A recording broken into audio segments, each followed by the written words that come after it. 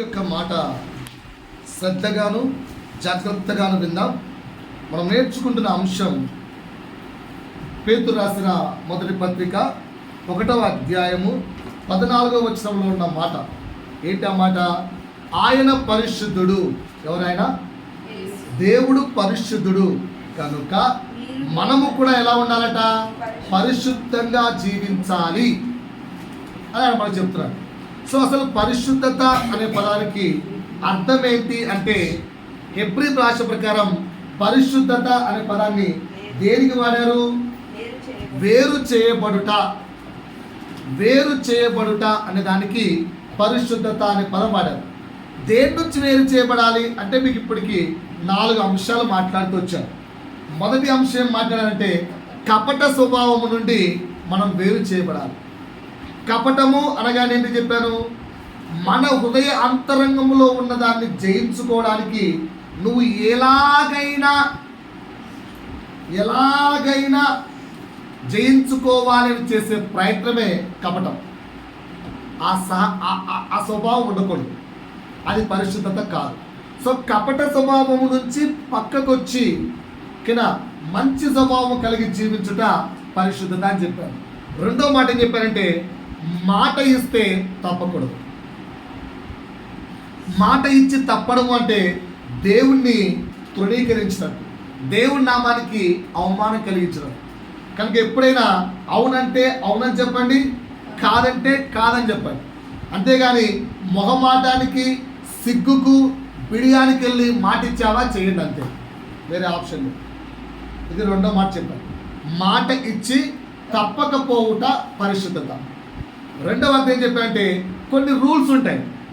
Rules తప్పిపోతే fine వేస్తారు. ఓకేనా? Police officer ఉంటాడు, రెడ్ సిగ్నల్ వేసాడు, రూల్ దాటాం, అలాగే వెళ్ళిపోయాం, ఫైన్ వేస్తాడా వేడా? సో ఆజ్ఞ, కొన్ని రూల్స్, ఆజ్ఞను అతిక్రమించడం అనేదే పాపం, దాన్ని చేయకూడదు. ఒకవేళ ఆల్రెడీ కొన్ని చేస్తున్నాం కనుక దాన్ని ప్రభు దగ్గరికి వెళ్ళి, ప్రభువా తెలిసి తెలియక అజ్ఞానంతో కొన్ని తప్పులు చేశాను, ప్లీజ్ ఫర్గివ్, నన్ను క్షమించు అని అడిగితే క్షమించడానికి ఛాన్స్ ఉంది. ఇప్పుడు పోలీస్ ఆఫీసర్కి వెళ్ళి తక్కువ లైన్ క్రాస్ చేస్తాం, సార్ పొరపాటు సార్, బ్రేక్ వేయడం మిస్ అయింది సార్ ప్లీజ్ సార్ పరిగెట్టే. ఏం చేస్తావురా నువ్వు? టీచర్వా? చేయద్దు కదా. టీచర్ అడుగుని నువ్వే రూల్స్ పాటితే పట్టే ఎట్లా? సరే నెక్స్ట్ టైం చేయకపో అంటాడు. అది అడగకుండా రే అయితే ఏంద్రా రూల్స్ పాటించుకుంటే పడుకుంటావా అన్నావు అనుకో, ఏమవుతుంది? లాగి నుండి బిగుతాడు. సో ఆజ్ఞాతిక్రమం పాపం అని తెలుసు, మనం ఆల్రెడీ తెలుసు. కొన్ని చేసాం పొరపాటు, వాటికి ఏం చేయాలి? క్షమాపణ అడగాలి. ఇక మీదట ఆ పాపం చేయకుండా జాగ్రత్త పడాలి. ఇది పరిశుద్ధత. 3 విషయాలు. 4వ విషయం నేర్పించాలంటే సత్యము. ఈ బైబిల్లో ఏదైతే ప్రభు సమకూర్చి లిఖించాడో ఈ వాక్యము సత్యమైనది. కానీ దీన్ని ఎలాగైనా మార్చుకొని చెప్పచ్చు, మార్చి చెప్పచ్చు. నా నాలుక నా ఇష్టం. వినేవాళ్ళు ఉంటే, నాకు ఫ్యాన్స్ ఉంటే దీన్ని ఎలాగైనా మార్చి చెప్తాను నేను.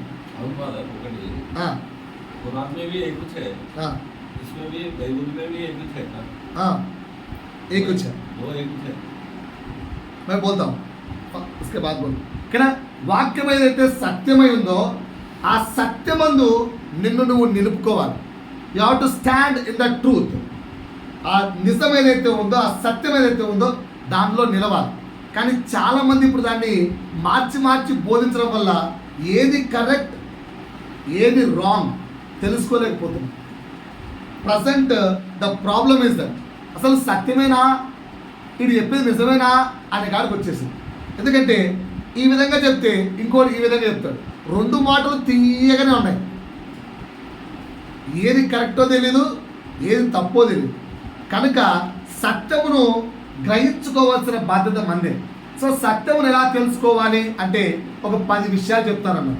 ఇప్పుడు మీకు 6 విషయాలు చెప్పారు, వాటి రిపీట్ చేస్తారు. 7 చెప్పారు, రిపీట్ చేసుకొని 8వ అంశంలోకి వెళ్దాం. సో ఏది నిజమైన సత్యం, ఏది ట్రూత్, దాన్ని ఎలా తెలుసుకోవాలి, దాంట్లో ఏముంటుంది అంటే మొదటి చెప్పాను, ఏ మాట అయితే నీలో ఉన్న బలహీనత, నీలో ఉన్న తప్పులు, నీలో ఉన్న పాపాన్ని పొడుస్తుంది. Yes, you are doing that mistake. అది చెబుతుందో అది సత్యం. చెప్పకుండా నేను అలా ప్రైజ్ చేస్తుంది అనుకో, you are great, you are that, you are super, whatever will do, you are that అన్నావు అనుకో, అది సత్యం కాదు. నిన్ను పొడిగిస్తున్నాడు, నిన్ను పొగుడుతున్నాడు, అది రాంగ్. సత్యం అంటే ఏంటి? నిన్ను గాయము చేస్తూ ఆ గాయాన్ని క్లీన్ చేస్తుంది. బెస్ట్ ఎగ్జాంపుల్ ఏం చెప్పాను, క్యాన్సర్ గడ్డ ఉంది, డైరెక్ట్గా దాన్ని పెట్టి తీయలేము, ముందు పొడవాలి, అంటే గాయం చేయాలి, తర్వాత దాన్ని క్లీన్ చేయాలి. సో సత్యమైన మాట నీకు ముందు గాయాన్ని కలిగిస్తుంది, తర్వాత క్లీన్ చేస్తుంది. రైట్? గాయం అప్పుడే తొలగిపోయావా, అలాగే ఉండి అలాగే చచ్చిపోతావు. సమయం ఇచ్చావా, అది క్లీన్ చేసే వరకు నువ్వు బాగైపోతావు. ఇది మొదటి మాట. రెండో మాట ఏం చెప్పాను, మన ప్రాచీన స్వభావము, యు ఆల్రెడీ డైడ్, నువ్వు ప్రాచీన స్వభావంలో చచ్చిపోయావు. ఇక నుంచి కొత్త స్వభావం. ప్రాచీనంలో నువ్వు కోపిష్టి కావచ్చు, ఇప్పుడు నువ్వు ఎలా ఉండాలి? ప్రేమ కలిగిన వాడిగా ఉండాలి.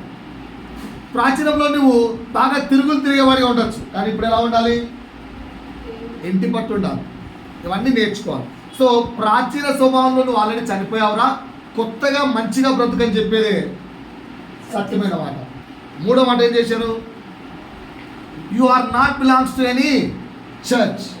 నువ్వెవరు ఈ చర్చికి సంబంధించిన వాళ్ళకి కాదు. మనం ఎవరికి సంబంధించిన వాళ్ళము? సార్ నాతో మాట్లాడతారా? కొంచెం ఎదికి వెళ్ళాలి, షేక్ హ్యాండ్ మళ్ళీ ఇచ్చుకుందు, ఓకేనా? షేక్ హ్యాండ్లు అవన్నీ మళ్ళా. రైట్? ఏం చెప్పాను, యూ బిలాంగ్స్ టు హోమ్, ఎవరికి సంబంధించిన వారు? ఓకేనా? నేను కదా ప్రకటించేది. ఇప్పుడు మీ పాస్టర్ ఎవరు? నేనే. అంటే మీరందరూ నా వారు కాదు. నేను కేవలం ఇక్కడ చెప్పడానికి వచ్చాను. ఈ అమ్మాయిని పిలిస్తే ఈ అమ్మాయి చెప్పచ్చు, ఆ అమ్మాయిని పిలిస్తే ఆ అమ్మాయి చెప్పచ్చు, సిస్టర్ని పిలిస్తే సిస్టర్ చెప్పచ్చు, బ్రదర్ని పిలిస్తే బ్రదర్ చెప్పచ్చు, ఎవరైనా చెప్పచ్చు. దేవుడు ఆజ్ఞిస్తే చెప్పడం చేసి చెప్పే వారి సైడ్ కాదు, మీరు ప్రభు వారిగా ఉండాలి. అది సత్యం. రైట్? నాలుగోది ఏం చెప్పాను, ఏ వ్యక్తి ఏం చెప్పినా గుడ్డిగా నమ్మకూడదు. చెప్పింది చెప్పినట్టు ఈ బైబిల్లో ఉందా లేదా చెక్ చేసుకోవాలి. దేవుడు లిఖించిన పుస్తకంలో ఉందా లేదా చెక్ చేసుకోవాలని చెప్పారు. గుర్తుందా లేదా? 5 ప్రతిసారి మిరాకిల్స్ చెప్పకూడదు. ఏం చెప్పాలి? జీవితం ఎలా జీవించాలో చెప్పాలి. అద్భుతాలు ఆశ్చర్యాలు చెప్తే ఆ వ్యక్తికి అద్భుతం అవసరం ఉన్నంత వరకు చర్చికి వస్తాడు, అద్భుతం జరుగుతానే వెళ్ళిపోతాడు. ఫర్ ఎగ్జాంపుల్, ఆ వ్యక్తికి ఉద్యోగం కావాలి, నువ్వు దా ఉద్యోగానికి, నువ్వు నా దగ్గరికి వస్తే దేవుడు ఉద్యోగం ఇస్తాడు, హల్లెలూయా దేవా ఉద్యోగం ఇచ్చేయి అన్నాను, ఉద్యోగం వచ్చింది. నెక్స్ట్ వారం ఆ వ్యక్తిగా అంటాడు. కనుక అద్భుతాల కోసం వ్యక్తిని ఆకర్షించామనుకోండి, 4 రోజులు వస్తాడు, 5వ రోజు ఇంకా ఘోరమైన పాపిగా మారిపోతాడు. అప్పుడు రెండంతల పనిష్మెంట్ మీకే. కనుక ఎప్పుడు కూడా ఏ వ్యక్తినైనా చర్చికి రండి పిలవండి. మీరు మా చర్చికి వస్తే మా పాస్టర్ ప్రార్థన చేస్తే అబ్బో నీ సమస్యలు తీరిపోతాయి, అబ్బో నీకు ఉద్యోగం వచ్చేస్తుంది, నీకు స్వస్థతలు వచ్చేస్తాయి, నీకు విడుదలలు వచ్చేస్తాయి, దయ్యాలు వెళ్ళిపోతాయి, అవి వెళ్ళిపోతాయి, రోగాలు ఏం చెప్పి మీరు చర్చికి పట్టుకొచ్చినా ఆ వ్యక్తి అప్పుడు వస్తాడు. అది జరుగుతుంది కూడా. జరిగిన 4 రోజుల తర్వాత ఇంకా ఘోరమైన సమస్యలోకి వెళ్తాడు. అప్పుడు 2 పనిష్మెంట్ మీకే. చర్చికి ఎప్పుడు కూడా మీరు వస్తే బాగైతే ఆశ పెట్టి లంచం ఇచ్చి పిలవకండి, తప్పు. అయ్యా రండి, మంచి మాట్లాడండి, మంచి మాట్లాడిపించాయా ఫాలో కండి. సార్ మరి మా మా మా మా హిందువుల పుస్తకాల్లో కూడా మా పుస్తకాలు ఉంటాయి, నువ్వు ఫాలో కమ్మని చెప్పలేదే. మా మాట విను, నీ మాట విను, అన్ని మాట విను. వివేకము గలవాడు దేవుణ్ణి వెతుక్కుంటాడు. నిన్ను మంచి మాట వినమన్నాం. మీ దేవుడు లేడు, మా దేవుడు లేడు, మా దేవుడు గొప్ప, మీ దేవుడు గొప్ప, ఎప్పుడు ఆర్గ్యూ చేయకండి. అసలు లేదా వాడు, ఎవరి విశ్వాసం వారి. పాయింట్ అర్థమైందా? బట్ సత్యము వారికి తెలియజేయండి. 6వ మాట ఏం చెప్పాను, ప్రతిసారి కూడా క్రీస్తు ఏమై ఉన్నాడో చెప్పాలి. What God did for you. దేవుడు నీ కొరకు ఏం చేశాడు, నువ్వు దేవుని కొరకు ఏం చేయాలి. దేవుడు నీ కొరకు ఏం చేశాడు, నువ్వు దేవుని కొరకు ఏం చేయాలి. పోయిన వారం చెప్పాను. 7వ మాట ఏం చెప్పాను, మా చర్చికి వస్తే ఆశీర్వాదం వస్తుంది. ఇది మోసం. ఏమొస్తుంది? మా చర్చికి వస్తే ఏమొస్తాయి? మా దేవుని ప్రార్థిస్తే.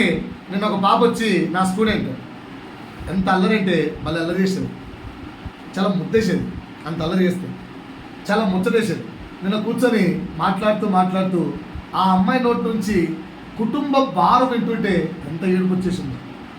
అరే ఏంట్రా అంటే 10th క్లాస్ దాకా ముసుముసు నవ్వులు నవ్వుకున్న పాప ఇప్పుడు ఇంటర్ ఫస్ట్ ఇయర్ అయిపోయి ఇంటర్ సెకండ్ ఇయర్ అంతే. అది ఎట్లా ఫ్యామిలీ నడుస్తుందిరా అంటే సంథింగ్ మమ్మీ పనులు చేస్తుంది సార్, నేనేమో నా ఫీజు తగ్గట్టుగా ఆ భరతనాట్యం క్లాసులను కొంచెం తీసుకుంటున్నాను అని అట్లా ఇట్లా చాలా చెప్పింది అమ్మాయి.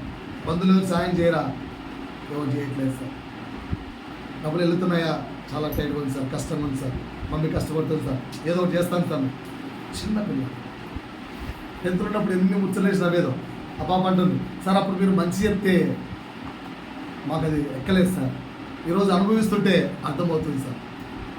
ఇక్కడ కూర్చున్న పిల్లలు మీకు కూడా చెప్తారు, చెప్పేటప్పుడే విని నేర్చుకుంటే చాలా అద్భుతం. సో ఇప్పుడు నా అమ్మాయికి ఏం చెప్పాలైతే, చర్చికి రామ్మా, దేవుడు నిన్ను ఆశీర్వదిస్తాడు, డబ్బులు వచ్చేస్తాయి. కరెక్టా? ఆశీర్వాదాలు అనే కాన్సెప్ట్ రాంగ్. దేవుడు ఆశీర్వదించాలి అనుకుంటే నువ్వు వద్దన్నా నువ్వు ఆపినా అవి ఆగవు. నేను వచ్చి ప్రభువా ఈ వ్యక్తిని దీవించకు అన్నా కూడా ఆగదు.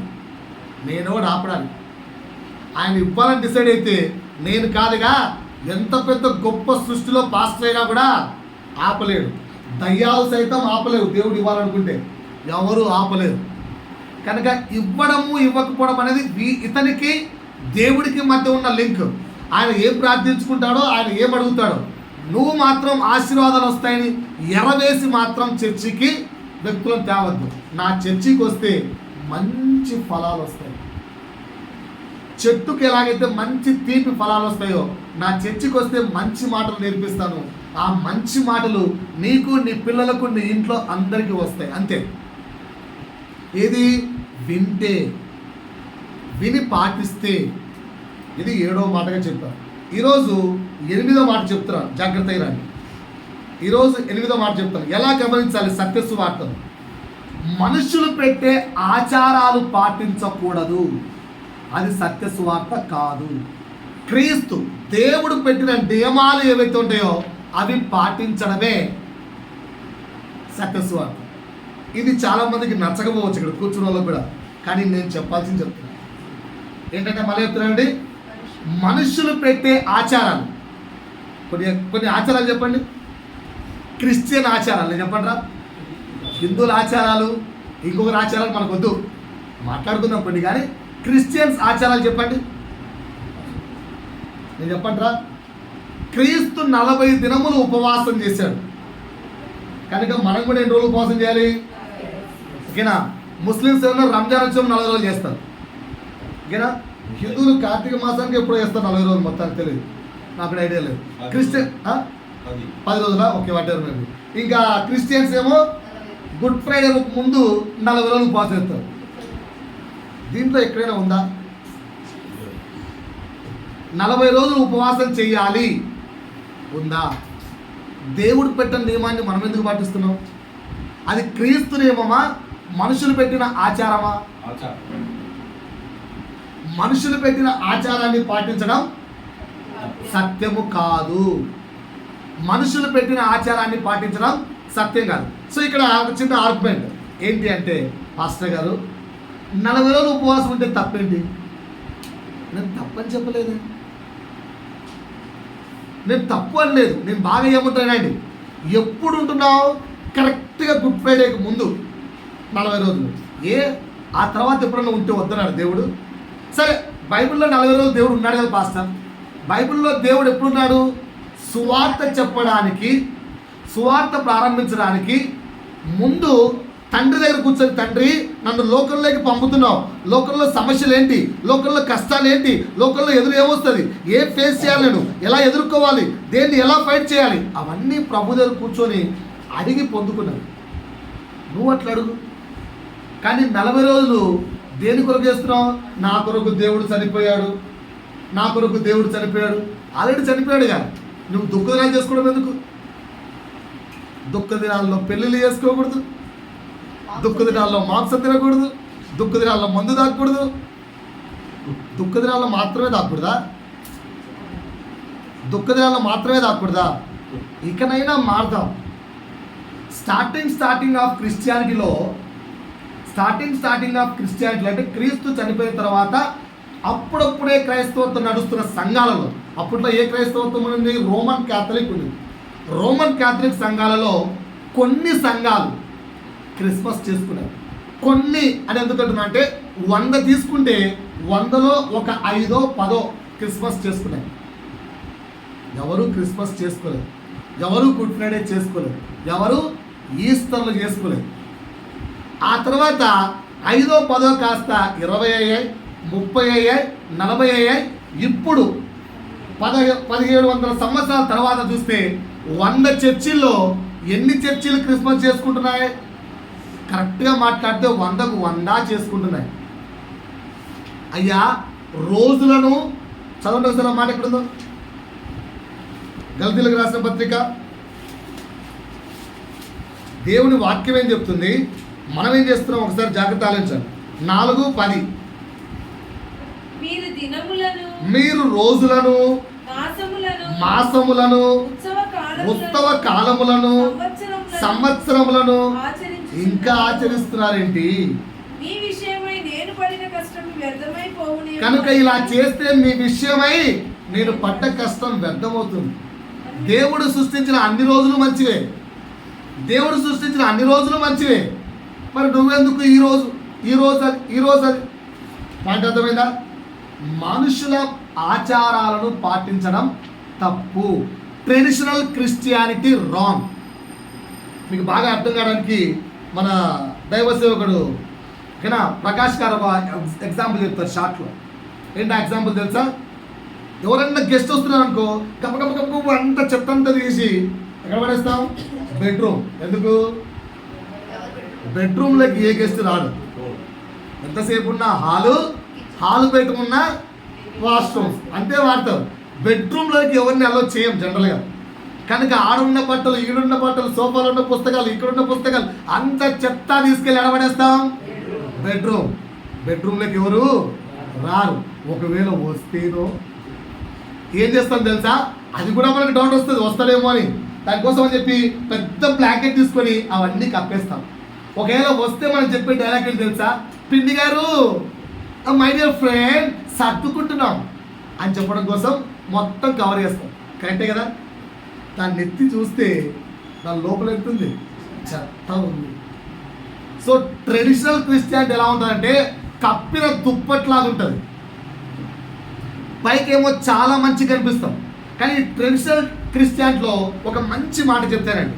ట్రెడిషనల్ క్రిస్టియానిటీ కానీ, ట్రెడిషనల్ హిందూయిజం కానీ, ట్రెడిషనల్ ముస్లిమిజం కానీ, ఏదైనా కానీ దీంట్లో ఒక బెస్ట్ బెనిఫిట్స్ చెప్పంటారా? లాభాలు. రెగ్యులర్గా మందిరానికి వెళ్తారు. ట్రెడిషనల్ క్రిస్టియానిటీ పాటించే వాళ్ళు మందిరాన్ని ఎప్పుడు డుమ్మా కొట్టరు. రెగ్యులర్గా మందిరానికి వెళ్తారు. రెగ్యులర్ ప్రేయర్లు ఉంటాయి.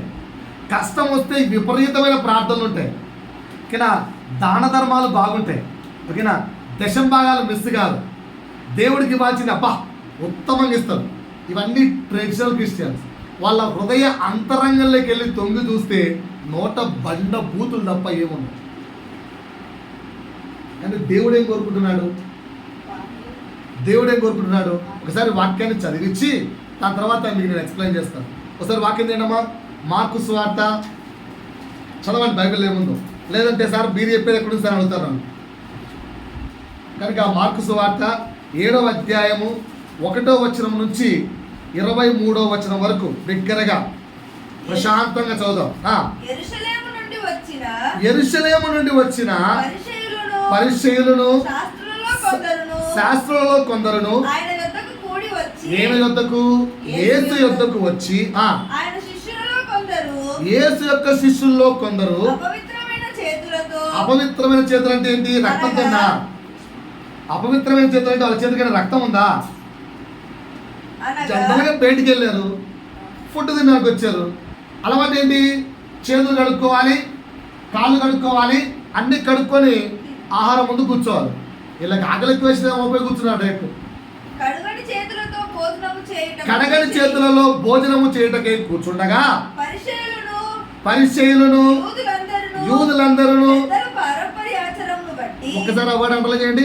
పెద్దల పారంపర్య ఆచారం అంటే అర్థం ఏంటో పారంపర్య ఆచారాలు అంటే ఏంటి? తరతరాలుగా వస్తున్నారు. తరతరాలుగా పాటిస్తున్నాయి. దేవుడిచ్చినవా? తరతరాల నుంచి నియమించబడ్డవా? దేవుడు పెట్టినవా? మనుషులు పెట్టినవా? దేవుడు పెట్టినవా? మనుషులు పెట్టినవా? మనుషులు పెట్టిన కొన్ని ఆచారాలను పారంపర్య ఆచారాలు అంటారు. ఏమంటారు? సో పారంపర్య ఆచారాలు మనుషులు పెట్టారు. ఆ మనుషులు పెట్టిన ఆచారాన్ని బాగా పాటిస్తున్నారు ఎవరు? పరిచయం. కానీ దేవుని యొక్క నిజమైన శిష్యులు పాటించట్లేదు. వీళ్ళు అడిగారు, అదేంటి మీ వాళ్ళు చేయగలుగుకోవట్లేదు, అలా అయితే తప్పు కదా, మన పితరుల యొక్క పారంపర్య ఆచారం పాటించకపోతే ఎట్లా అని అడిగారు. ఏం చెప్పాడు సమాధానం వినండి. చేతులు కడుగుకుంటేనే గాని భోజనము చేయరు. 6వ వచనం. అందుకు ఆయన వారితో ఇలాగ అందుకు యేసు వారితో ఈ విధంగా సమాధానం చెప్పాడు. ఏమని? నా ప్రజలు పెదవులతో నన్ను గణపరచుదురు గాని ఏంటంట? ఈ పరిచయం పెదాలతో నన్ను పొగుడతారు, వారి హృదయం నాకు కానీ వాళ్ళ లోపల హృదయం ఎక్కడుంది? నాకు దూరంగా ఉంది. రైట్. ఇంకా వారు మానవులు కల్పించిన పద్ధతులు, వాళ్ళేమో మనుషులు పెట్టిన కొన్ని పద్ధతులను దేవోపదేశాలను దేవుడి యొక్క గొప్ప ఉపదేశాలుగా భావించి పాటిస్తూ ఉంటారు. ఆరాధించుదురు. అర్థమవుతుందా? సో పారంపర్య ఆచారాల్లో ఇవన్నీ క్రిస్టియన్స్ రానున్న రోజుల్లో ఉన్నాయి. కరెక్ట్ టైంకి దేవుడు బోధిస్తున్నారు. మనం పాటించుకోండి. పారంపర్య ఆచారాలు చెప్తాను, మీరు ఎవరైనా పాటిస్తున్నారో చెక్ చేసుకోండి. 40 days ఫాస్టింగ్ ఎంతమంది చేస్తారు? చేయట్లేదు మీరు ఎవరు? ఓకేనా? 2, ఏదైనా సమస్య ఉంటే ఉపవాస ప్రార్థన. రెగ్యులర్ ఉపవాస ప్రార్థన కాదు, సమస్యలు ఉన్నప్పుడు ఉపవాస ప్రార్థన. ఉన్నాయా లేవా? రైట్. 2. 3వది ఫ్రైడే ఫాస్టింగ్ ప్రేయర్ ఉండాలి. ఏ సండే ఫాస్టింగ్ ప్రేయర్ చేసుకుంటూ వద్దన్నారా సార్? అట్లే చెప్తారు పాస్టర్ గారు, సండే చికెన్ మటన్ మిస్ అయిపోదు. అదే ఫ్రైడే అనుకో పర్లేదు, స్కూల్లోనో గిల్లోనో ఎక్కడ ఉంటాం, లైట్ తీసుకోవచ్చు, పప్పన్నమే కదా. అదే సండే అయితే ఎవరైనా ఏ రోజైనా పెళ్ళికి వెళ్ళి ఈరోజు ఫాస్టింగ్ నాదని చెప్పారా? ఫాస్టింగ్ కొంచెం పక్కన పెట్టి ఈరోజు నా ఫాస్టింగ్ కాదు, ఏం కాదు, తిరగలే. సో సండే రోజు ఇది 2. 3 అయిపోయినా 4 Christmas good Friday celebrations. Good Friday Christmas celebrations. మన సెలబ్రేషన్స్లో క్రిస్మస్లో చెప్తాను, మన సెలబ్రేషన్స్లో క్రీస్తున్నాడా లైటింగ్లు ఉన్నాయా? ఏ ఫెస్టివల్ అని చూసుకోండి. నేను అందుకే చాలాసార్లు ప్రతి ఫెస్టివల్కు ప్రతి వ్యక్తిని అడుగుతాను, హిందూ కానీ ముస్లిం కానీ క్రిస్టియన్ కానీ అందరూ అడుగుతారు పండగ అయిపోతారని. యాజ్ ఎ టీచర్గా, ఏరా ఫెస్టివల్ చేసుకున్నావా? చేసుకున్నాం సార్. వినాయక చవితి బాగా చేసావా? చేశాను సార్. క్రిస్మస్ బాగా చేసావా? చేశాం సార్. ఏం చేశారు? కొత్త బట్టలు వేసుకున్నాం సార్, కేక్ కట్ చేసాం సార్, పాటలు పాడాం సార్, స్కిట్ వేసాం సార్, డ్యాన్సులు వేసాం సార్, ఓ వాక్యం చెప్పాను sir, lighting sir, decoration sir, వావా అన్నీ చెప్పిన తర్వాత కేకులు గీకులు అన్నీ చెప్పిన తర్వాత వెళ్తారు. ఒకటే ప్రశ్న, దేవుడే ఒకవేళ మీ మధ్యలోకి వస్తే నువ్వు సెలబ్రేట్ చేసుకునే celebration God will accept. Vinayaka Chavithi రోజు వాళ్ళు ఊరేగించే ఊరేగింపు వినాయకుడు దిగి వస్తే యాక్సెప్ట్ చేస్తాడా? యాక్సెప్ట్ చేస్తాడా? క్రిస్మస్ రోజు క్రిస్టియన్ సెలబ్రేట్ చేసుకునే క్రిస్మస్ యేసు మరలా తిరిగి వస్తే నువ్వు వేసిన డ్యాన్సులు, నువ్వు వేసిన చిందులు, నువ్వు వేసుకున్న వస్త్రాభరణంతో నువ్వు చేస్తున్న స్టైలు, నువ్వు చూస్తున్న ఆలోచన, నువ్వు కళ్ళతో చేసిన పాపం, నువ్వు హృదయంతో చేసిన పాపం, నీ పెదవులతో మాట్లాడిన పాపం మాటలు, నీ దేవుడు అక్కడికి వస్తే your Christmas celebrations he will యాక్సెప్టా? క్వశ్చన్.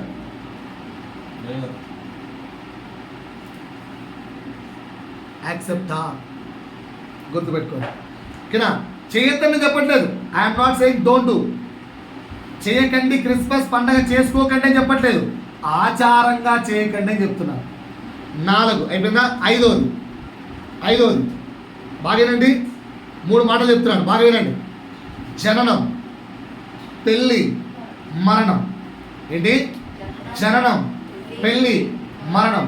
ఈ మూడిట్లో మనుషులు పెట్టు ఆచారాలు పాటించకుండా ఈ 3 చేయగలుగుతున్న వాళ్ళు ఉన్నారా? ఒకసారి దైవ సేవకుడు వెళ్తే అక్కడ ఒక స్త్రీ ఆ సేవకులు అడిగిందట, మాస్టర్ గారు నాకు చిన్న సందేహం ఉంది, అడగమంటావా అని అడిగిందట. ఆయన అన్నట, అడగమ్మా తప్పేముందంటే, మొన్న మా వీధిలో మీ క్రైస్తవులు, ఏ క్రైస్తవులు? మీ క్రైస్తవుల పెళ్ళయింది అని చెప్పిందట. ఓకే అయితే ఏంటమ్మా, కానీ పాస్టర్ నా డౌట్ ఏంటంటే ఆ పెళ్ళిలో మేము చేసే పెళ్ళిలో ఏమీ తేడా కావట్లేదు. ఒకటే తేడా, మా పెళ్ళిలో మేము మా దేవుడి ఫోటో పెట్టాం, వాళ్ళ పెళ్ళిలో వాళ్ళు వాళ్ళ దేవుడి ఫోటో పెట్టారు అంతే. ఇంకా మీకు మాకు తేడా ఏంటి అని అడిగింది.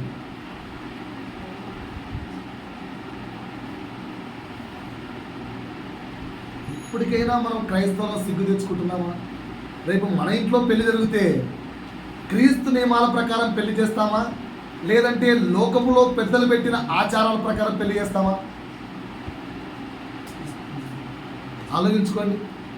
బైబిల్ ఎలా చేయమని చెప్పిందో అలా పెళ్లి చేసుకుంటామా, బైబిల్ ఎలా చెప్పిందో అలా బర్త్డే చేసుకుంటామా, లేదంటే ఏదైనా తేడా వస్తే లోకంలో మునిగిపోతామా? ఆన్సర్ చెప్పాలా? ఆన్సర్ చెప్పాలా? లోకంలో వాడు ప్రేరేపించాడు, వీడు బాధపడతాడు, వాడు బాధపడతాడు, వీడు బాధపడతాడు, ఎవడో బాధపడతా అని చెప్పి లోకానుసారంగా నీ పుట్టినరోజు, లోకానుసారంగా నీ పెళ్ళి, లోకానుసారంగా నీ మరణ యొక్క దినములు. క్రైస్తవుల్లో ఎక్కడైనా 3 రోజులు, 9 రోజులు, 5 రోజులు, 11 రోజులు ఉన్నాయా? ఉన్నాయా లేదా? జ్ఞాపకార్థ కూడికలు ఉన్నాయా లేదా? ఏం మాట్లాడతారు పాస్టర్? హోసన్నా మినిస్ట్రీస్ ఎంత గొప్పది, అంత గొప్ప హోసన్నా మినిస్ట్రీస్ వాళ్ళే ఇయర్ యేసన్న గారి యొక్క ప్రార్థనా కూడికలు పెడతారు తెలుసా? మరి నువ్వెంత ఈడ్చుకొడితే 4 లేదు నీ చర్చిలో, నువ్వు ఇంత మాట అంటావా? 4 ఉన్నారా, 5 మంది ఉన్నారా నాకు సంబంధం లేదు, లక్షలు ఉన్నారా, కోట్లు ఉన్నారా సంబంధం లేదు. వన్స్ ఒకసారి మనిషికి జీవితం మీద అంటే ఈ భూమి మీద అయిపోయిందా, నో జ్ఞాపకార్థ కూడికలు. సరే, నువ్వు జ్ఞాపకార్థ కూడికలు మరి యేసన్నది పెట్టే తప్ప అంటే ఆయన నీతిమంతుడిగా జీవించారు. మరి మనం పెట్టే మన నాన్నగారి కానీ మమ్మీ వారి కానీ ఎవరికైనా పెట్టే జ్ఞాపకార్థ కూడికలో ఒక్క నిజం మాట్లాడతారా? ధైర్యం ఉందానికి మాట్లాడడానికి? ఒకవేళ ఫర్ ఎగ్జాంపుల్ చెప్తాను, మా నాన్న మంచి వ్యభిచారం అనుకుందాం, నేను చనిపోయిన తర్వాత మా నాన్న ఎంత గొప్పవాడంటే చాలా గొప్ప పనులు చేశాడు అని చెప్తావా? మా నాన్న గొప్ప వ్యభిచారి అని చెప్తావా? ధైర్యం ఉందానికి చెప్పడానికి? అంటే నోరు తెరిస్తే చనిపోయిన వాడు ఎలాగో చనిపోయాడు, వాడికి జ్ఞాపకార్థం అని చెప్పి 3వ రోజు, 6వ రోజు, 9వ రోజు, 11వ రోజు అని పెట్టి నోరు తెరిసినంత అబద్ధాలు చెప్పి పాపం మూట కట్టుకుంటుంది ఎవరు? మరి ఎందుకు పాటించాలి? ఎందుకు ఈ పారంపర్య ఆచారాలు పాటించాలి? ఎవరు చెప్పారు? బాగా ఆలోచించుకోండి. క్రైస్తవులు పాటిస్తున్న పారంపర్య ఆచారాలు చెప్తున్నాను. I'm not saying about any other religion. వేరే రిలీజియన్స్ యొక్క ఆచారాలు చెప్పట్లేదు, ఎందుకంటే నాకు వాళ్ళ రిలీజియన్స్ అవసరం లేదు. మనకు మన బైబిల్ నేర్పిస్తున్న పాఠాలు ధైర్యంగా నిలబడగలుగుతున్నావా? Are you standing? బోధించకపోతే బోధిస్తేనేమో చెప్పేవాడికి పాస్టర్ చెప్పుకుంటారు రవై, పట్టించుకోవద్దు, మనం చేసుకుంటూ పోతున్నారు కదా. ఈ మధ్య క్రైస్తవులు ఇలాగే తయారయ్యారు. అమ్మా, క్రైస్తవులు తాలిపొట్టు కట్టించకూడదురా, అలా బైబిల్లో లేదురా అంటే ఓకే పాస్టర్, నువ్వు ఎట్లా చెప్తే అట్లా పాస్టర్ అని పాస్టర్ అలా దిగిన వెంటనే మళ్ళా పూజారిని పిలిపించి ఓ అని చెప్పి తాగిస్తారంట. ఇప్పుడు ఇది క్రైస్తవ పెళ్ళా, హిందూ పెళ్ళా, ముస్లిం పెళ్ళా, ఏ పెళ్ళి? నువ్వెవరు? దానికి వాళ్ళు చెప్పి ఆన్సర్ చెప్పమంటారా? It is a Indian tradition. We are Indians. We should not blame or we should not decrease the traditions of our country. We have to give respect to our country. ఎవరు చెప్పాడు Indian ట్రెడిషన్లో తాలిపట్టుందని? వెళ్ళి ఒకసారి Muslims అడిగిరంటే ఎవరు ఉంటే, బాబు నువ్వు ఇండియాలో పుట్టావని అడగండి అంటాడు. మీరు తాలిపట్టు కట్టిస్తారా అడగండి, వాళ్ళు ఇండియన్సేగా, తొక్క తీస్తారు. They will not. ఓకే, కట్టిస్తారా బ్రదర్ మీరు ఏమన్నా? అసలు ఛాన్సే లేదు. They will not. ఇక్కడ సరే సార్, అది కాదు సార్, మన దేశం హిందూ దేశం సార్, మోదీ గారు చెప్తున్నారు కదా సార్, హిందూ దేశం. ఎన్ని ప్రాంతాల్లో తాలిపట్టుంది? ఎన్ని ప్రాంతాల్లో? ఏపీ, తెలంగాణ, మహా అని మాట్లాడితే కర్ణాటక, తమిళనాడులో కూడా. అంటే ఈ 4 ఇండియానా? మిగతా దాంట్లో వాళ్ళు బొట్టు పెట్టుకోరు. బీహార్ కానీ, యూపీ కానీ తాలిబొట్టు తాలిబొట్టు ఉండదు. ఎక్కడ లేదు, ఓన్లీ 4 ఉంది. మరి ఇండియన్ ట్రెడిషన్ ఎట్లయింది? ఇండియాలో ఉన్న అన్ని రాష్ట్రాలు పాటించకుండా కేవలం 4 పాటిస్తున్నది. కానీ క్రైస్తవులమై వండుకొని మనం పిచ్చిగా పాటిస్తున్నాం. Traditional way of Christianity, traditional way of Christianity. ఇకపోతే 5వది, ఇది అర్థమైంది అనుకుంటున్నాను, మళ్ళీ రిపీట్ చేయమంటారా? 40 days ఫాస్టింగ్. ఓకేనా? ఒక నియమంలో 40 days ఫాస్టింగ్ లేదు. నీకు దేవునితో 40 రోజులు గడపాలంగా గడుపు. 41 రోజులు చేస్తే ఏమవుతుంది సార్? ఎవడు చెప్పాడు? ఎవరు సావు. 40 రోజులు ఫాస్టింగ్ చేసిన 41 రోజులు తెచ్చాడు. ఓకేనా? చచ్చిపోయాడు ఒక వ్యక్తి, ఒక పాస్టర్ అలా చనిపోయాడు. 40 రోజులు దేవుడు ఉపవాసం చేశాడు, నేను 41 చేసి చూపిస్తా అని చెప్పి చేయబోయి 40 రోజు కంటే ముందు రోజు చచ్చిపోయాడు. అతను చేసిన తప్పేంట్రా అంటే దేవుడి కంటే గొప్ప అని నిరూపించుకోవాలనుకున్నాడు. అందుకు సత్యం. నువ్వు 41 రోజులు ప్రేమతో కాదు, సంవత్సరం రోజులు నువ్వు దేవునితో, దేవా ఈ సంవత్సరం అంతా నేను ఒక పూటే తిని బతుకుతా అంటే ఏ రోగం రాకుండా దేవుడు నిన్ను కాపాడతాడు. అది దేవునితో నీకున్న బంధం. అంతేగాని ఆ డేస్లోనే ఫాస్టింగ్ చేయాలి, ఆ డేస్లో మాత్రమే ఉండాలి, అది ట్రెడిషనల్. ఎక్కడ ఏ గ్రంథం ఉందో అలా లేదు.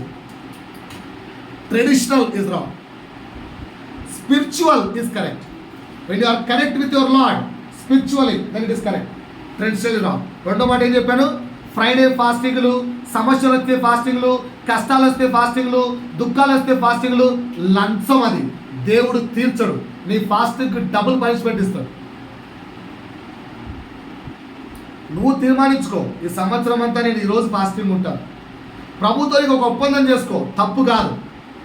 అంతేగాని నాకు సమస్య వచ్చింది ప్రభా, నాకు ఉద్యోగం వచ్చే వరకు నేను ఫాస్టింగ్, నాకు ఆస్తి ఇచ్చే వరకు నేను ఫాస్టింగ్, కోర్టులో నేను గెలిచే వరకు నువ్వు ఫాస్టింగ్, లైఫ్లో గెలవవు నువ్వు, అయిపోయా అంతే.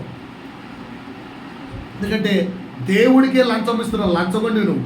మనుషులకు లంచం ఇవ్వడమే తప్పురా అంటే దేవుడికే లంచం ఇస్తున్నావు, చాలా తప్పు. ట్రెడిషనల్ క్రిస్టియానిటీ ఇక్కడే మోసపోతుంది, జాగ్రత్త. మూడో మాట ఏం చెప్పాను? Christmas, good Friday, Easter, any festivals we can celebrate, but we should not cross. లోకానుసారంగా సెలబ్రేట్ చేసుకోవద్దు, ఆత్మానుసారంగా సెలబ్రేట్ చేసుకోవద్దు. ఓకేనా? అంటే లోకానుసారంగా అంటే ఏంటి? చర్చిలో డ్యాన్సులు, చర్చిలో చిందులు, చర్చిలో పెద్ద పెద్ద స్కిట్లు, పెద్ద టెంట్లు వేసి పెద్ద మ్యూజిక్ పెట్టి అటుపక్క 10 మంది కుటుంబాల్లో నిద్ర పట్టకుండా, ఇటుపక్క 10 కుటుంబాల్లో నిద్ర పట్టకుండా, క్రీస్తు రాత్రిపూట పుట్టాడు కనుక 12 గంటలకు కేక్ కట్ చేస్తామని చెప్పి ఓ పెద్ద మైకులు పెట్టి, ఇదంతా లోకం, పాపం. నువ్వు దేవుడి యొక్క జననాన్ని జ్ఞాపకం చేసుకుంటున్నావా? హ్యాపీగా చర్చికి రా, రోజులాగే ఒక 2 గంటలు, 1 గంట పాటలు పాడుకో, 1 గంట వాక్యం దేవుడి మాట విను. అబ్బా దేవుడు ఇలా మాట్లాడాడు, హ్యాపీగా వెళ్ళిపో, ఏ తప్పు లేదు. So Christmas, good Friday, any celebrations we should not do according to worldly, we have to do according to spiritual. ఐదో మాట ఏం చెప్పాను? జననం, పెళ్లి, మరణం, ఈ 3 కూడా నీవు పాటిస్తున్న బైబిల్ వాక్యానుసారంగా ఉండాలి. అంతేగాని కాంప్రమైజ్ అయిపోయి పెళ్లి రోజు మరీ పసుపు కూడా పట్టించుకోకుంటే ఎట్లా? నీ ట్రెడిషనల్స్ నేను నరకానికి తీసుకెళ్తాయి, నేనేం చేయలేను. 5 విచిత్రమైన కొన్ని రూల్స్ ఉన్నాయి. ఏంటో తెలుసా? జలుబు వచ్చినా, దగ్గొచ్చినా, తుమ్మొచ్చినా, రోగం వచ్చినా, ఏమొచ్చినా డాక్టర్ దగ్గరికి వెళ్ళదట. ఈ మధ్య ఇలాంటి క్రైస్తవంతో కూడా వచ్చాయి. ఏ రోగం వచ్చినా you should not go near to hospital, you should not consult doctor, only prayer. ప్రభువా ప్రభువా ప్రభువా బాగు చేయి, ప్రభువా బాగు చేయి. ఎవరు చెప్పారు నీకు పుట్టి మన నమ్మకం? ట్రెడిషనల్ వే ఆఫ్ మనుషులు పెట్టారు, దేవుడు పెట్టారు. దేవుడు ఒకవేళ అలా రాసి ఉంటే ఇక్కడ క్లియర్గా రాసేవాడు, వైద్యులను సంప్రదించకండి అని. మీకు ఏ రోగం వచ్చినా, ఏ పులకరం వచ్చినా నా దగ్గరికే రండని బైబిల్లో రాయించేవాడు. రాయించలేదు.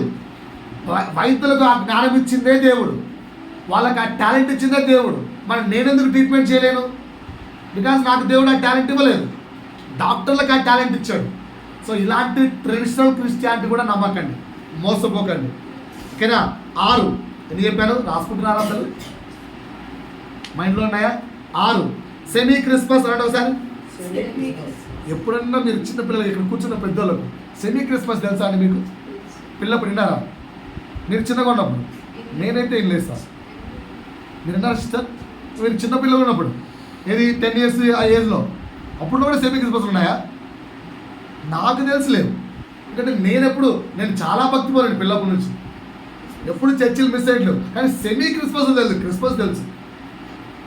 ఎవరో కొత్తగా ఈ మధ్య తింటున్నాడు ఈ పేర్లు గత 10-15 years నుంచి. క్రిస్మస్ మొత్తం ముందు డిసెంబర్ అంతా క్రిస్మసే అని చెప్పి సెమీ క్రిస్మస్లు నచ్చిన క్రిస్మస్లు అన్ని సంఘాలు కలిసి కేకులు కోసి ఇంత చెట్టు పెట్టి సెమీ క్రిస్మస్లు మినీ క్రిస్మస్లు ఎక్కడి నుంచి వచ్చిందో ఈ ఆచారం తెలియదు. దానికి మళ్ళీ ఆ డబ్బులు అంటే మీకు తెలుసు అంటే నేను కూడా స్టార్ట్ చేస్తాను. ఏముంది వెళ్ళిగా ఒక్కొక్క కుటుంబం ప్లీజ్ 5,000 మాత్రమే. ఈ మధ్య పాస్టర్ నేర్చుకున్నారు మన చర్చిలో. ఈ మధ్య గ్రాండ్గా సెమీ క్రిస్మస్ సార్ కరెక్టే కదా సార్? గ్రాండ్గా క్రిస్మస్ సెలబ్రేట్ చేస్తున్నా కనుక ప్రతి కుటుంబము దేవుని కొరకు మినిమం 5,000 చొప్పున సమర్పించుకుంటే ఈసారి క్రిస్మస్ సెలబ్రేషన్ ధూమ్ ధామ్ గాను చేద్దామా? దేవుడు అలా అడిగాడా? సో సెమీ క్రిస్మస్లు మినీ క్రిస్మస్లు ఎవరిని మెప్పించడానికి చేస్తున్నారు? ఎవరిని మెప్పించడానికి చేస్తున్నారు? దేవున్నా ప్రజల్లా? దేవున్నా ప్రజల్లా? దేవున్నా ప్రజల్లా? ఇది కూడా రాంగ్. ట్రెడిషనల్ క్రిస్టియానిటీ రాంగ్, నమ్మకండి. ట్రెడిషనల్ క్రిస్టియానిటీ రాంగ్, నమ్మకండి.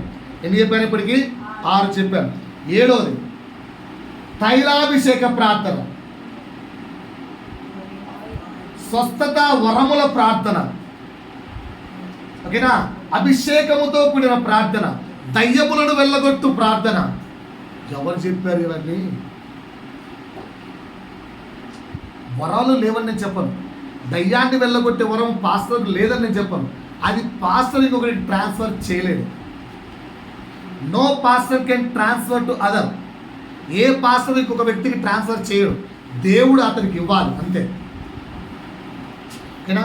ఈ విధంగా 8వ చెప్తున్నాను జాగ్రత్త. గుడారాల పండగ ఎంతమందికి ఇష్టం? హోసన్నా మినిస్ట్రీస్ గుడారాల పండగ.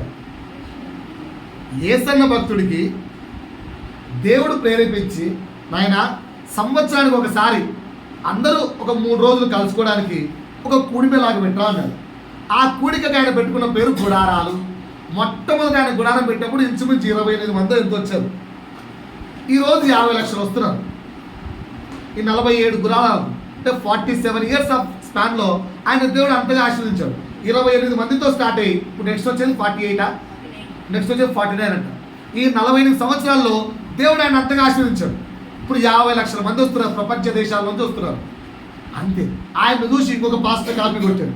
గుడారాలకు ఇంకొక పేరు. అట్లా అందరు పాస్టర్లు కాపీ కొడుతున్నారు. ఇది ట్రెడిషనా లేకపోతే ఇంకేమన్నా? ఒక వ్యక్తి దేవుడు ఏదో చెప్తే చేస్తే అందరూ కాపీ కొట్టడానికి ఏమంటారు? అందరూ కాపీ కొట్టడానికి ఏమంటారు? నేను ఇప్పుడు ఏమంటా అంటే ఎందుకు అదే రోజు, ఎందుకు అవే రోజులు, ఎందుకు అలాగే, ఎందుకు ఆ విధంగానే? Copy master. ఇవన్నీ ట్రెడిషనల్. గుడ్డిగా గుడారాల పండుగలకు వెళ్తే స్వస్థతలు వచ్చేస్తాయంటే ఎందుకు వస్తాయి? ఎవరు చెప్పాడు? వచ్చిన రోజు చూపాడు ఒకసారి అది రమ్మను.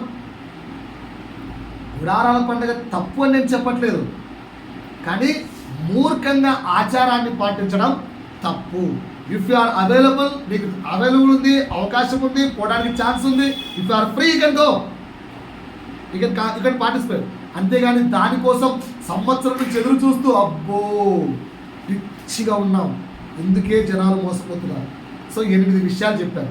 ఏంటంటే సార్ 40 days ఫాస్టింగ్ అనే ట్రెడిషనల్ క్రిస్టియానిటీ వద్దు, తప్పు. రెండోది ఫ్రైడే ఫాస్టింగ్ లేదా అవసరాలకు ఫాస్టింగ్ తప్పు. మూడోది చెప్పాను Christmas celebrations, new year celebrations, good Friday celebrations everything you can do, but world wide కాదు, స్పిరిచువల్గా చేసుకోవాలి. 4 జననం, పెళ్లి అండ్ మరణం ఆచార సాంప్రదాయాలు కాదు, బైబిల్ నీకు ప్రకటిస్తున్న నియమాల ప్రకారం నేర్చుకోవాలి. దాని కొరకు నువ్వు నిలబడాలి బలంగా. 5 ఏం చెప్పాను? ఏమొచ్చినా, ఏ రోగం వచ్చినా, ఏదొచ్చినా వైద్యుల దగ్గరికి వెళ్ళకూడదు. ఇలాంటి ట్రెడిషనల్స్ వద్దు. 6 ఏం చెప్పాను? తైలాభిషేక ప్రార్థనలు, స్వస్థత వరముల యొక్క ప్రార్థనలు, ఈ ట్రాన్స్ఫరింగ్ ఆ ట్రాన్స్ఫరింగ్ ఇలాంటివి ఏం లేవు. దేవుడి దగ్గర కూర్చోండి, దేవుడు ఇస్తాడు. ఏడేం చెప్పాను? మినీ క్రిస్మస్లు, సెమీ క్రిస్మస్లు ఏమీ నో. 9 సరే 8 ఏం చెప్పాను? గుడారాల పండుగలు ఇలాంటివన్నీ ఏం లేవు. చేసుకోకూడదని చెప్పట్లేదు, ఒకరిని కాపీ కొట్టి ట్రెడిషనల్ విధానాన్ని ఫాలో కాకండి. రైట్, అర్థమైందా? ఈరోజు మీకు సత్య సువార్త అంటే ఏందో అర్థమైందా? పాయింట్ చెప్పండి మరోసారి. ట్రెడిషనల్ క్రిస్టియానిటీ బోధ రాంగ్. ఏ క్రిస్టియానిటీ బోధించాలి? క్రీస్తు యొక్క నియమాలు. అంటే ఏంటి సార్? అంటే ఏంటి సార్? తీయండి ఒకసారి. క్రీస్తు నియమాలు అంటే ఏంటి సార్? క్రీస్తు ఏం చెప్పాడు సార్? మరి ఇవన్నీ చెప్పకపోతే నాతో పాటు తీయండి. గలతీలకు రాసిన పత్రిక, గలతీలకు రాసిన పత్రిక, క్రీస్తు ఏం చెప్పాడో నేర్చుకుందాం. గలతీలకు రాసిన పత్రిక 6వ అధ్యాయము, గలతీలకు రాసిన పత్రిక 6వ అధ్యాయము 1వ వచనం నుంచి. సహోదరులారా, ఒకడు ఏ తప్పిదములోనైనను చిక్కుకొనిన ఎడల ఆత్మ సంబంధులైన మీలో ప్రతివాడును తనను శోధింపబడునేమో అని తన విషయమై చూచుకొనుచు. ఒక్క నిమిషం. ఆత్మ ఏం చెప్తుందంటే, ఒకవేళ ఈ అమ్మాయి ఉంది, అర్థమవుతుందా? ఈ అమ్మాయి ఉంది, ఏవో కష్టాలు ఏవో నష్టాలతో కొన్ని విషయాల్లో శోధించబడుతుంది. అంటే కొన్ని కష్టాలు ఇరకపోయింది. ఆత్మ హెచ్చరించే సంగతి ఏంట్రా అంటే, మొదటి పాయింట్ ఏం నేర్చుకోవాలి? ఆమె ఇరక్కపోయిన కష్టాలను బట్టి నువ్వు జాగ్రత్త పడాలి ఫస్ట్.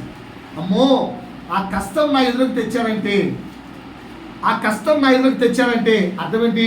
నేను కూడా అలా మోసపోయే అవసరం ఛాన్స్ ఉంది, సత్రకు ఉంది. మీకు ఒక ఎగ్జాంపుల్ చెప్తాను. ఆల్రెడీ చెప్పాను. నేను ఒకవేళ ఒక వ్యక్తికి 5,000 ఇచ్చి మోసపోయాను అనుకో, అరే ఆ వ్యక్తి నా దగ్గర 5,000 మోసం చేశాడు రా అని నీకు చెప్పాను అనుకో, నువ్వేం నేర్చుకోవాలి దాని నుంచి? అవునా, సర్లే అయితే నేను కూడా ఒకసారి 5,000 ఇచ్చి మోసపోయినాక నేర్చుకుంటా అంటారా? దాన్ని మూర్ఖత్వం అంటారు. కానీ ఆత్మ, క్రీస్తు ఏం నేర్పిస్తున్నాడు? నీ ముందుకు ఆ సన్నివేశాన్ని తెచ్చానంటే ఆ వ్యక్తి పడుతున్న కష్టాలను బట్టి, ఆ వ్యక్తి మోసపోయిన విధానాన్ని బట్టి, ఆ వ్యక్తి చిక్కుకున్న విధానాన్ని బట్టి నువ్వు కూడా జాగ్రత్త వహించాలి. ఇది మొదటి పాఠం. రెండో పాఠం అక్కడ కింద రాయబడి చూడండి. సాత్వికమైన మనస్సుతో, ఏ మనస్సుతో? సాత్వికమైన మనస్సు, చాలా సాత్వికమైన మనస్సుతో అట్టివానిని, ఇరక్కపోయిన ఆ వ్యక్తిని మంచి దారికి తీసుకొని రావాలి. మంచి దారికి తీసుకురావాలి. మీకు ఒకసారి బెస్ట్ ఎగ్జాంపుల్ చెప్పాను, గుర్తుందో లేదు. ఒక దైవ సేవకుడు, మీకు ఎంతమంది గుర్తుందో నాకు తెలియదు, దైవ సేవకుడు ఫారెన్లో వెళ్తుంటే ఒక బ్రోతల్ ఆఫీస్, ఒక బ్రోతల్ హౌస్, ప్రాస్టిట్యూట్స్ చేసే హౌస్ అక్కడ కామన్గా ఉంటాయి ఫారెన్లో. ఆ ప్లేస్ దగ్గర నుంచి వెళ్తున్నాడు. దేవుని స్వరం చెప్తాడ, లోపల ఒక అమ్మాయి ఉంది, ఆ అమ్మాయి దగ్గరికి డబ్బు పెట్టి వెళ్ళరా అని చెప్పాడు.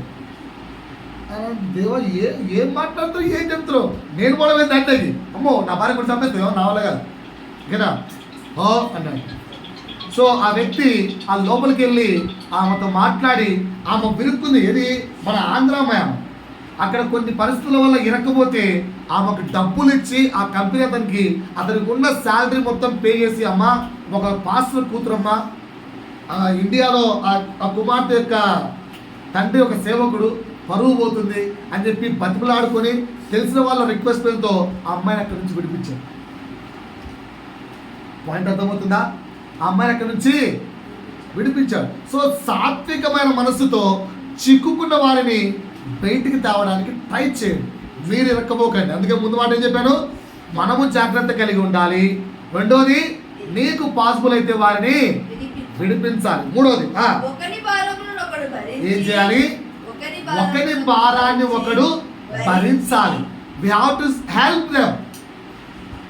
వాడి యొక్క కష్టంలో మనం హెల్ప్ చేయాలి. ఏది? నువ్వు ఇరుక్కోవద్దు, నీకు అయిన మటుకు. సార్ హెల్ప్ చేయమన్నారని చెప్పి ఆ వ్యక్తి మీరు ఇప్పుడు హెల్ప్ చేయమన్నారు సార్, నా దగ్గర 50,000 ఉంది ఇచ్చేస్తా సార్, దాన్ని మూర్ఖత్వం అంటారు. డబ్బులు ఇవ్వమని చెప్పలేదు నేను. ఫర్ ఎగ్జాంపుల్ ఫుడ్కి లేదు, ఒక వారం గ్రాసరీ ఇచ్చి వారం తర్వాత అటో ఇటో అతను మేనేజ్ చేసుకుంటాడు. అది సహాయం. ఒకరి భారమును ఒకడు భరించాలి. ఇది క్రీస్తు చెప్పిన నియమం.